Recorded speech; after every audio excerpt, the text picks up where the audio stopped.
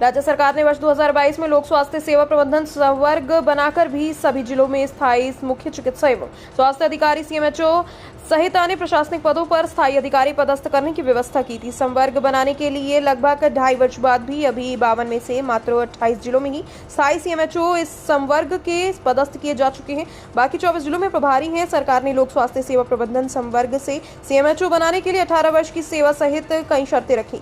इसकी पात्रता नहीं होने के कारण बाकी जिलों में स्थायी पदस्थापना नहीं हो पा रही है। एमपी लोकसभा चुनाव का रिजल्ट आने के बाद अब 8 सीटों पर हो सकता है उपचुनाव।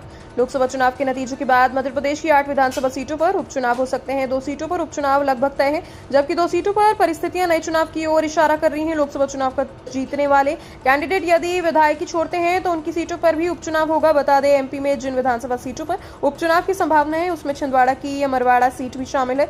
अमरवाड़ा की कांग्रेस विधायक कमलेश शाह ने 29 मार्च 2024 को अपने पद से इस्तीफा देकर बीजेपी ज्वाइन कर ली थी। विधानसभा अध्यक्ष ने 30 अप्रैल को उनका इस्तीफा मंजूर करते हुए अमरवाड़ा सीट को रिक्त घोषित कर दिया। सीएम मोहन यादव के खिलाफ चुनाव आयोग पहुंची कांग्रेस, धर्म के आधार पर वोट मांगने का लगाया आरोप। प्रदेश के मुख्यमंत्री डॉक्टर मोहन यादव के हरियाणा के रेवाड़ी जिले के कौसली कस्बे में प्रचार के द्वारा धर्म के नाम पर वोट मांगने और कांग्रेस के लोगों के लिए अमर्यादित शब्दों के उपयोग पर प्रदेश कांग्रेस बिफर उठी। इस मामले में कांग्रेस की प्रदेश इकाई ने मुख्य निर्वाचन आयुक्त को पत्र लिखकर कार्यवाही करने की मांग की। पार्टी ने आरोप लगाया कि संवैधानिक पद पर बैठे द्वारा एक व्यक्ति ने जन भावनाओं पर ठेस पहुंचाने वाली भाषा, चुनाव आदर्श आचार संहिता का घोर उल्लंघन भी किया। इसलिए मुख्यमंत्री के विरुद्ध आचार संहिता के उल्लंघन का प्रकरण दर्ज करने के लिए इसके साथ ही चुनाव प्रचार करने से रोक लगाई जाए। अब तो षड्यंत्र से सीधा हिंसा। कन्हैया कुमार से मारपीट मामले में कमलनाथ का बीजेपी पर हमला। मध्य प्रदेश के पूर्व सीएम कमलनाथ ने कांग्रेस प्रत्याशी कन्हैया कुमार के मुद्दे पर अपनी प्रतिक्रिया दी। कमलनाथ ने दावा किया कि इस मामले में बीजेपी की हताशा स्पष्ट रूप से दिखाई देती है। बता दें कि कन्हैया कुमार को कांग्रेस उत्तर पूर्वी दिल्ली के अपना प्रत्याशी बनाया गया, जिन पर शुक्रवार को भीड़ में खड़े एक व्यक्ति ने माला पहनाने के बहाने हमला कर दिया। कमलनाथ ने एक्स पर लिखा, डूबते को हिंसा का सहारा। इससे लोकसभा चुनाव में भारतीय जनता पार्टी की यही हालत हो गई है। कल रात जिस तरह से दिल्ली में कांग्रेस प्रत्याशी कन्हैया कुमार के साथ मारपीट की गई, उससे भाजपा की हताशा स्पष्ट दिखाई दे रही है। कलेक्टर की स्पेशल टीमें बोलेंगी धावा। जनता के काम में गड़बड़ी करने पर नहीं होगी खैर। जनता के काम में गड़बड़ी करने वाले सावधान हो जाएं। जबलपुर कलेक्टर ने अनूठा प्रयोग किया। कवायद का मकसद जन सुविधाओं में गड़बड़ी रोकना है। स्पेशल टीम होटल, रेस्टोरेंट, निजी अस्पताल, nursing home, petrol pump, gas वितरण एजेंसी, मेडिकल स्टोर्स और ऐसे सभी व्यवसायिक इकाइयों की जांच करेंगे। राशन दुकानों, शैक्षणिक संस्थान, कृषि आदान विक्रिया प्रतिष्ठानों और औद्योगिक इकाइयों में निर्धारित नियमों का पालन कराने के लिए भी जल्द प्रशासनिक एवं पुलिस अधिकारियों का दस्ता नजर आएगा। कलेक्टर दीपक सक्सेना और पुलिस अधीक्षक आदित्य प्रताप सिंह की मौजूदगी में शुक्रवार को बैठक हुई। बैठक में जांच दलों को जरूरी दिशा निर्देश भी जारी किए गए। पूर्व मंत्री कमल पटेल के मामले में एक्शन। चुनाव आयोग ने हरदा के डीओ को किया सस्पेंड। मध्य प्रदेश में चुनाव आयोग ने शिक्षा विभाग के बड़े अधिकारी पर कार्यवाही की। हरदा जिला शिक्षा अधिकारी को सस्पेंड कर दिया गया। लोकसभा चुनाव के तीसरे चरण में डीओ को सेक्टर प्रभारी बनाया गया था। मतदान केंद्रों पर पूर्व कमल पटेल अपने नाबालिग पोते के साथ वोट डालने पहुंचे थे। पूर्व मंत्री कमल पटेल का वीडियो सामने आया।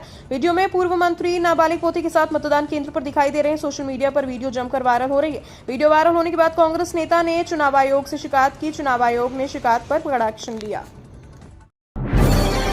खजराना ब्रिज का काम 90% पूरा, जून तक शुरू हो जाएगा ट्रैफिक। इंदौर में 4 ब्रिजों का काम एक साथ शुरू हुआ था, लेकिन ट्रैफिक सबसे पहले खजराना ब्रिज पर शुरू हो जाएगा। इस ब्रिज की भुजा का काम 90% तक पूरा हो गया है और इंदौर विकास प्राधिकरण जून के अंतिम सप्ताह तक उस पर ट्रैफिक शुरू करेगा। इस ब्रिज पर डमरीकरण भी शुरू हो चुका है। विद्युत साज सज्जा, रंगाई पुताई के अलावा ब्रिज का लोड टेस्ट किया जाना बाकी है। डमरीकरण का काम मंगलवार तक खत्म हो जाएगा। इंदौर में 19 राउंड में पूरी होगी वोटों की गिनती। 4 बजे तक आ जाएंगे परिणाम।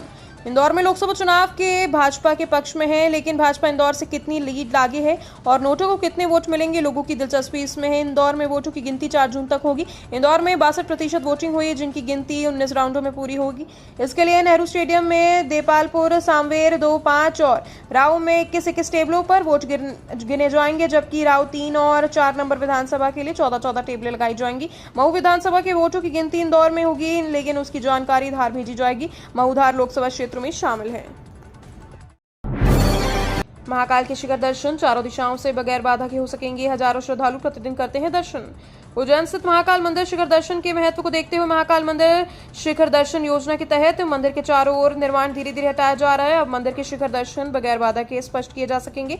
उज्जैन के हजारों नागरिक प्रतिदिन महाकाल मंदिर के शिखर दर्शन करते हैं, लेकिन दर्शन करने के लिए उन्हें महाकाल मंदिर के पूर्व मुख्य द्वार के मेन चौराहे पर आना पड़ता था, लेकिन अब उन्हें शिखर दर्शन मिलते थे। महाकाल के मंदिर के फेज 2 के तहत चल रहे सौंदर्यीकरण कार्य में महाकाल मंदिर शिखर दर्शन योजना भी शामिल है। इसी के तहत मंदिर के चारों ओर निर्माणों को हटाया जाएगा। बीजेपी सांसद के करीबी अतिक्रमण हटाने गए अमले को व्यापारी बोला काय की रसीद। मध्य प्रदेश के खंडवा नगर में सोमवार को संपन्न हुए लोकसभा चुनाव के बाद से ही जिला प्रशासन का अमला शहर की बदहाल ट्रैफिक व्यवस्था को व्यवस्थित करने के लिए लगा हुआ है और इसको लेकर पिछले 3 दिनों से लगातार शहर के मुख्य मार्ग से अतिक्रमण हटाने की कार्यवाही भी की जा रही है। लेकिन वहीं इस दौरान निगम और ट्रैफिक विभाग का दल दुकानदारों को अपनी हद में रहने की ताकीद करता नजर आ रहा है। हालांकि जहां एक और छोटे दुकानदारों और आम लोगों के अतिक्रमण को सख्ती से हटाया जा रहा है। जिला अस्पताल में नवाचार लाइन में लगे बिना बन जाएगी ओपीडी पर्ची।